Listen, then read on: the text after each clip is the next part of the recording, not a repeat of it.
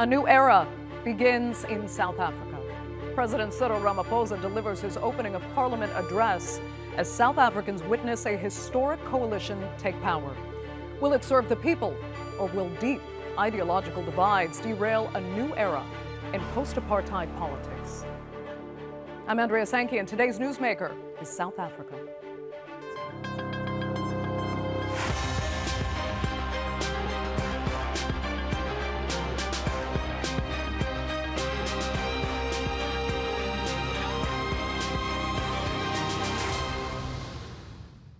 It's a historic new government, but with a very familiar leader. President Cyril Ramaphosa addressed South Africa's parliament on Thursday, laying out his vision for one of the continent's most powerful nations. The goals are ambitious and necessary if South Africa is to turn the tide on stagnant growth and growing poverty. Here's a look. The elections in May dealt a major blow to Cyril Ramaphosa's African National Congress, which has ruled South Africa since the end of apartheid 30 years ago. The ANC lost its parliamentary majority and was forced to form a coalition with its main rival, the Democratic Alliance, as well as several other smaller parties. So now the country is entering into uncharted territory.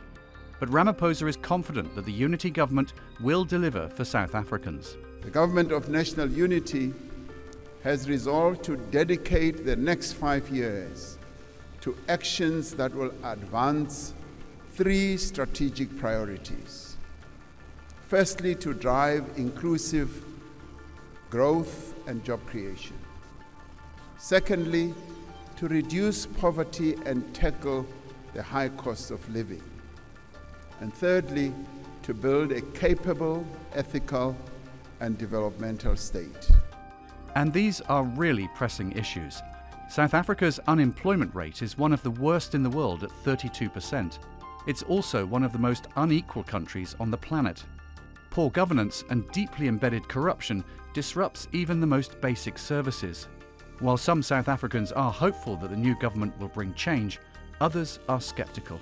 Overall, I think diverse group of people, our first diverse group of cabinet members, which means for our future, hopefully, it means that we are more inclusive within our views and our opinions of society. I've got this belief apartheid might be coming back to haunt us if we are not careful. And there are stark differences between the DA and the ANC. The Democratic Alliance strongly opposes the ANC's Black Economic Empowerment Programme and attempts to create a welfare state. But the ANC maintains control of the health ministry. It will also control the key defence, justice and foreign ministries, so South Africa's staunch support of the Palestinians is likely to continue unchanged. The DA takes over 6 ministries in the new cabinet, and its leader John Steenhuisen is now the Minister of Agriculture. White farmers own large parts of the country's land, a bone of contention for millions of black South Africans. There are persistent calls for land redistribution, so Steenhuisen will have to tread carefully. For the very first time ever, the voices of DA voters will be heard in every sector and in every room where decisions are made about our country's future. South Africa also has a new opposition bloc. The radical leftist economic freedom fighters and former President Jacob Zuma's MK party joined forces to form what they call the Progressive Caucus Alliance in Parliament. Despite Zuma being barred from running, his party came in a surprising third in the elections.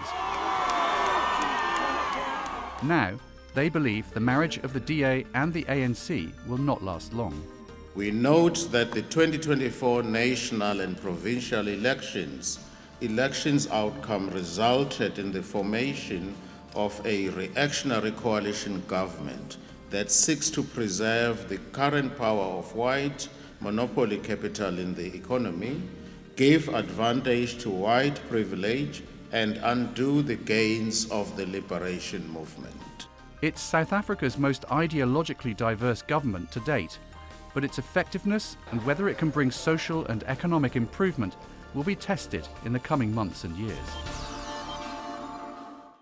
So how much hope is there that this ideologically diverse coalition can bring South Africa the unity and change it really needs. Well, joining me now to debate that and more are from Cape Town, the Democratic Alliance Party's national spokesperson and member of parliament, Karabo Khakhau. From Johannesburg, former member of parliament for the African National Congress, Phillip Dexter. And also from Johannesburg, political analyst, Dickson. Thanks all so much for being with me. Let's begin easy, so to speak, with the speech President Ramaphosa delivered Thursday. We'd asked before this coalition was finalized if he would even remain president. Obviously he has. So are South Africans feeling, Karabo, reassured with this semi-new leadership, and is everyone impressed with the agenda he laid out? One, I can't speak on behalf of all South Africans because I obviously haven't engaged all of them. But I can certainly say that given that South Africans had made it clear in the way they voted that they didn't want one-party dominion anymore, that the fact that we now have representation of multiple political parties in the government is certainly something that South Africans would welcome and would be happy for. And as far as the voters of the Democratic Alliance, the 3.5 million people who voted for us are concerned, I'm also certain that they, having heard what the president had to say on Thursday evening, that they would welcome some of our DA policies that we had been advocating for in the past, such as one, the growing of the economy, the creation of jobs, the decentralization of the police force, and tightening the bolts around ensuring that we have safer communities, an infrastructure investment budget that is much needed, and making sure that we also increase the basket of food that is VAT exempted to curb the cost of living crisis that we've been experiencing in South Africa. It seems everyone everyone agrees on those key points, especially economic growth. But Phillip, let me ask you, I mean, how were you left feeling as an ex-MP yourself after this coalition was brought into power, grand opening speech? Are you feeling good about where the country is going? Well, I think that it would be a stretch for me to say that we were happy with the outcome of the elections, because I think the ANC losing its majority is definitely a setback for the country. But I think given the conditions and given what's been achieved in creating stability, at least we believe the government of national unity will create a period for us to try and consolidate, and I think to keep the country on an even keel. I don't see much changing in the way of policy, because I don't think anything that the DA has offered is very different from anything the ANC said. And the same would be true of the IFP. Perhaps the Freedom Front would be slightly different. But generally, I think it's an outcome that we'll all have to embrace. It'll bring challenges, but the alternative was just too ghastly to contemplate. Yeah. Let me ask Oliver, though, I mean, okay, you've heard kind of both sides of the aisle speak there. Do you think this government now going forward can maintain this unity? And if it does, how much will the opposition, mainly MK and EFF, try to actually destabilize this coalition? Look, so a number of things are actually happening at a national level. The disagreement around policy is not what's going to make this coalition fractious. What's going to make this coalition fractious are a different set of reasons, right? The outcome of the negotiation of this coalition isn't as smooth sailing as they'd like to, at least the impression thereof that they'd like to give. To be very clear, Democratic Alliance is still incredibly distrusting of the ANC in this coalition. Similarly, the ANC is still incredibly distrusting of the Democratic Alliance, right? They're tolerating each other and holding their noses at each other at the moment. On the one hand, the ANC and its alliance partners still very much are pulling the ANC towards moving away from the DA. Of course, that faction of the ANC is not finding much success right now. And then on the side of the Democratic Alliance, they feel that they were hard done in these negotiations. They feel that the proportionality clause of the statement of intent was not adhered to and the spirit of it was not captured. If it were to be the case, the DA would have had significantly more ministerial positions than it currently has, and the ANC would have fewer ministerial positions than it currently has. And so given the fact that there was an arm wrestling there and the DA came out on the short end of it, there's a harboring of frustration that is bellying under. And if you speak to DA leaders on off the record, you still hear that sort of sentiment coming through from them. And of course that they still just don't trust the ANC. And the ANC has set up cabinet in such a way that it polices the Democratic Alliance's participation in the national executive. For every Democratic Alliance minister, there is an ANC deputy minister in the same portfolio. And where there are DA deputy ministers, there is a second ANC deputy minister and a ANC minister in there. So the DA has been sort of the ANC set it up in such a way that they curtail the DA. So that frustration is going to prove to be incredibly fractious in the future. Karabo, I'd like to hear what you make of that analysis. Look, we were not naive enough going into the GNU thinking that everything will be hunky-dory and that suddenly people who were sitting on opposing sides of the House will be family who are in love with each other. We got into the GNU very much aware that there are many differences and there's a history of not so good relationships between us. But we were also clear that South Africans deserved a government that will work in their best interests, that we were interested in building towards a nation that we can all be proud of, ensuring that we have as many people sitting on the table of decision-making and actioning as possible who have the competence, the skill sets, and the will to actually turn around the tide that we were swimming against. So that is clear. But I think what Oliver also is dialing down here is the fact that the Democratic Alliance has always been clear that it is not only just going to go into the GNU simply for the mere formality of it, that the stakes are high for South Africans and that we're willing to do everything in our power to make sure that we have a GNU that works. And that is what's driving the morale within the GNU. And it is certainly what the ANC has also welcomed and has been a spirit of certainly what has also informed the spirit of camaraderie that exists between the GNU partners, right? Okay. So before you go too far, there's a few other issues I want to get to, and I'll come back to what you're alluding to there. But it's good to hear that you think the spirit, as you mentioned, can be maintained. Quickly, I'm going to stick with you for a minute because we need to talk about some very important issues. And the president mentioned in his speech about trying to use public land for better public housing, for example. The problem is land redistribution didn't seem to be overall high on the agenda of this coalition, but it is for the opposition. And that's what worries people. How divisive of an issue is that going to prove to be potentially? So the thing is, the misconception is that of the Democratic Alliance around land is that there's some sort of weird opinion or idea that we are not pro the use of publicly owned land for social housing.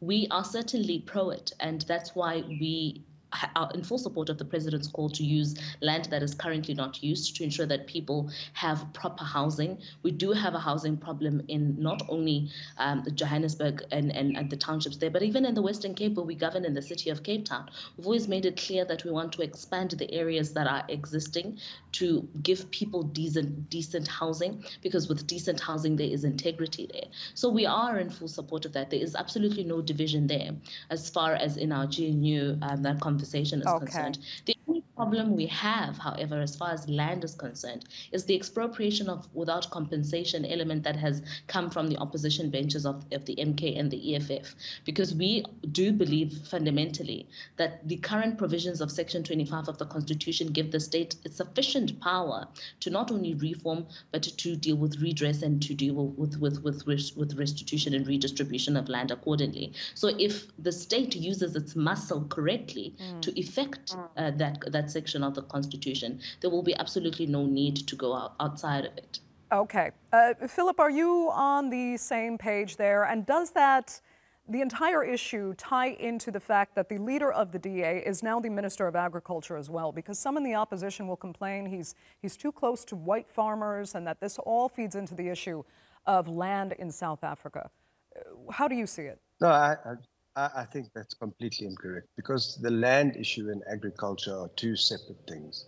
The redistribution of land is about historical injustices and how to fix those. It's not just about agricultural land, it's about urban land and housing and all of these sorts of things. the real issue is, as Karabo was saying, that, I think maybe controversial, but I don't think the ideological differences between the ANC and the DA are that wide. So the issue of trust that Oliver's raising, I think is neither here nor there, because there's an agreement, a working agreement, and I believe that it's quite practical. So I don't think we're going to see any issues. The real challenges are going to come from, one, the opposition in the form of MK and the EFF. But secondly, I think the realities of poverty, inequality, unemployment, and the social pressure that the working class and the poor experience is the real ticking time bomb. So I think if the GNU is a brake on development, if it slows down transformation, then you're going to see a massive upsurge of militancy and social action from communities, which is an ongoing thing. It takes place every day in South Africa, but I think that will increase. Indeed. So as long as the agenda that the GNU has set is adhered to, and we continue to see measures that will, as the president said in his speech, deal with those social impediments, I don't think that the GNU will be a problem. Okay. I think it's anything that slows down those things will. I hope they maintain the positive trajectory then. But let me ask Oliver this, because there's quite an issue right now in who's sitting in Parliament, and that you have an impeached ex-judge, Dr. John Hlophe, sitting as a member of the Parliamentary Justice Committee, the very committee that earlier convicted him of gross misconduct. He's also, of course, the leader of the opposition now in Parliament. Can this work? Just to, if you'll allow me, Andrea, just to opine there on the conversation around land redistribution.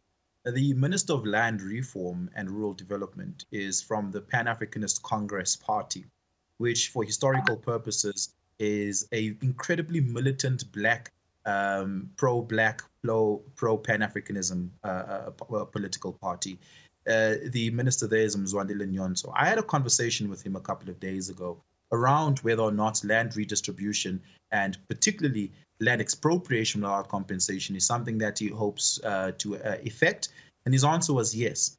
I asked him what are the modalities through which he hopes to effect it. Does it include a retabling of an amendment to the property clauses in our constitution, such as Section 25 of the Constitution?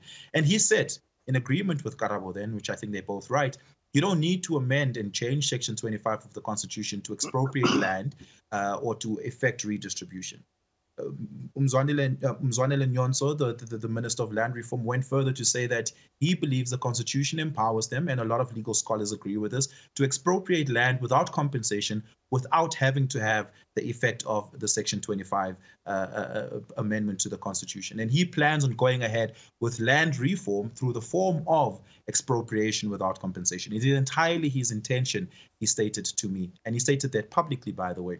How Cabinet handles that is going to be one of its first tests, I think, particularly the difference between that's exactly the Minister the point, of Agriculture. he's part of Cabinet.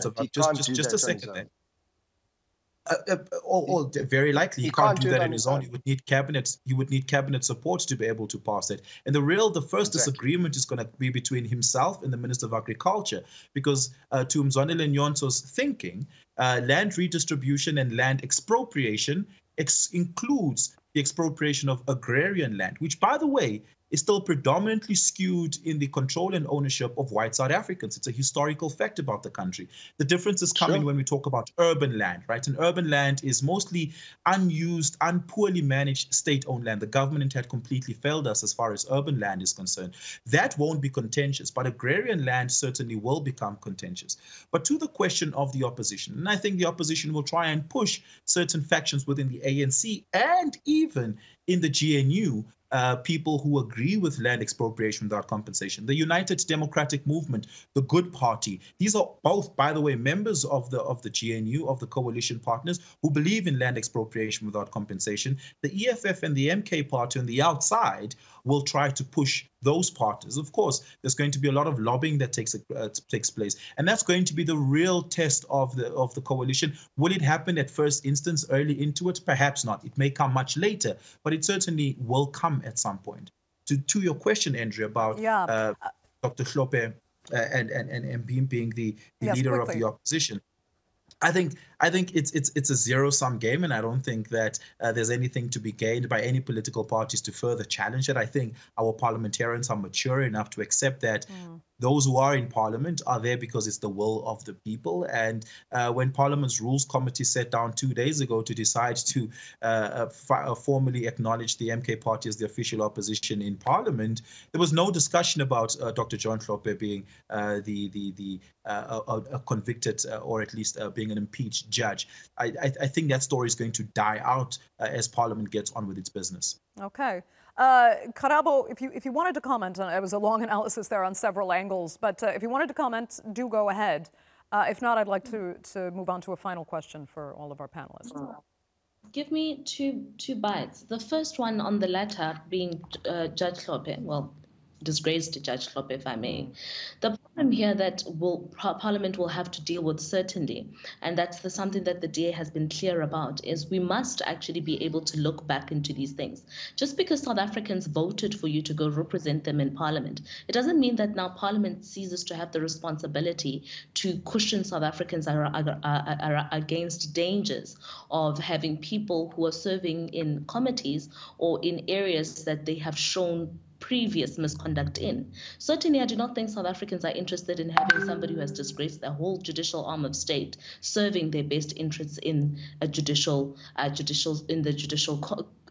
commission or in any committee that seeks to deal with judicial matters. So these are things that we're supposed to be looking in on the rules around how do we strike a healthy balance between one, having the respecting the wishes of the electorate and who gets to represent them in Parliament, and ensuring that we have the best people serving on each and every committee. And then, but also on a broader scale, this also brings in the question on who gets to become a member of Parliament. These are questions that are still pending. Do we get to, and this is maybe something that also was brought in during conversations about the now leader of the Patriotic Alliance around the definitions of reform or not, the rehabilitation or not, and which is something as the DA we believe in, and that's why we believe that we should actually even have a correction system that works to ensure that people can go back into society and serve as better people than they were in the past. So that's something that needs to be looked into.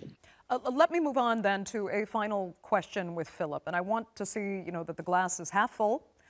You seem to be more optimistic about this government working together in the best interest of South Africa as a coalition, Phillip. So, I mean, could this remarkable coalition, which spans so many political ideologies and races and ethnic groups, could it, in the end, help better integrate South Africans into more of a single unit, without so much of the ethnic divide that we actually saw materialize more in this election, with MK forming as an ethnic alliance along with other groups? Do you think this coalition can do that, bridge those divides?